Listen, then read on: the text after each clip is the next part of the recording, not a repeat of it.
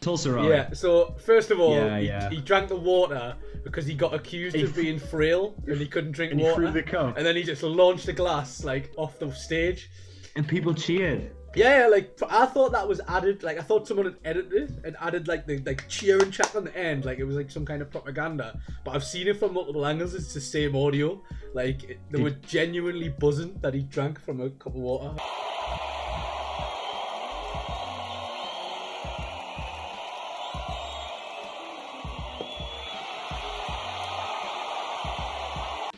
I got involved with Media Savvy through a starters course for Mel.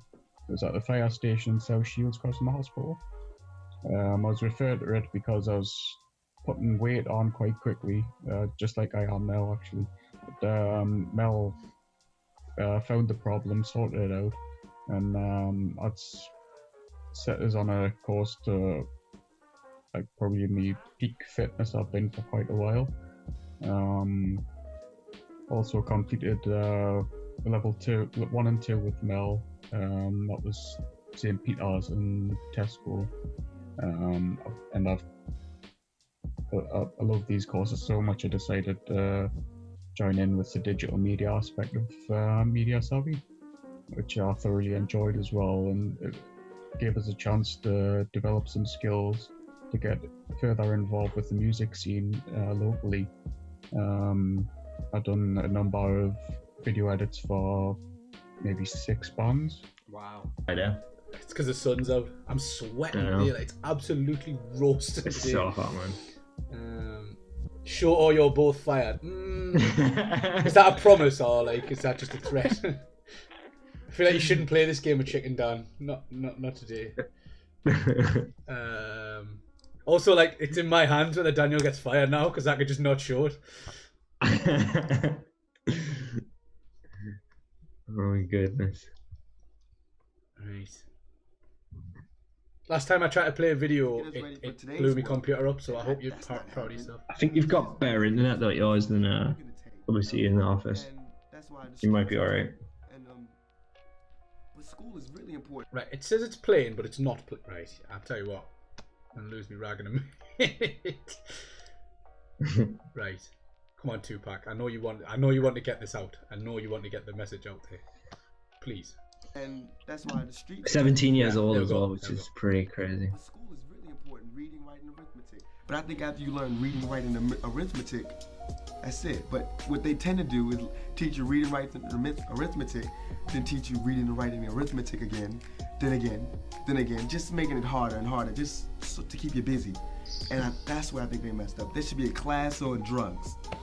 There should be a class on sex education, a real sex education class, not just pictures and diaphragms and unlogical terms and things like that. There should be a drug class. There should be sex education. There should be a class on scams. There should be a class on religious cults. There should be a class on police brutality. There should be a class on apartheid. There should be a class on racism in America. There should be a class on why people are hungry, but they're not. Their class is on gym, you know, physical education. Let's learn volleyball.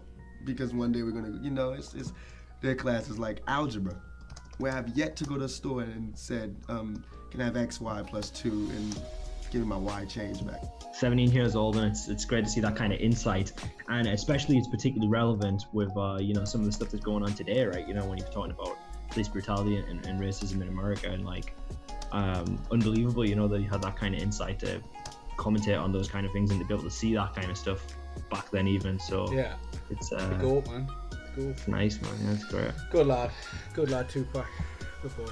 Yeah, he's a legend. I wanted to ask as well, is an interesting one. I'm not sure if you have any thoughts on this, but I just wanted to ask, is there any things that you shouldn't do when job hunting that you would maybe suggest? Is there anything that like are a big red flag that is like maybe a common misconception that people do a lot of, or anything that comes to mind at all? Yes, actually, the one thing, and I see it all the time, and it's another one of my broken record moments, but do not use the same CV for every job application. I think that's a really good one, actually, yeah. Especially now when, you know, practically everything is online and we're dealing with the dreaded applicant tracking systems. which a lot of people, again, if they've been away from the workplace or they've not needed to job search for quite some time, aren't aware of the fact that when you're uploading a CV for a job, Yeah. in many cases, you know, that applicant tracking system is just looking for matches between the keywords in the job spec and in your CV. Brilliant. And what I find time and time again is people, you know, they're well-intentioned, they want to work, and they say, I'll do anything. And I'll say, that's great, but it could actually be working against you because you've got a CV that is, it's too generic. Brilliant. You know, and it's not going to match with what's on that person's spec. So you need to think about how you actually adapt that CV in each case to make it a good match and to go through the electronic sift and hopefully in front of the human who gets the next pile.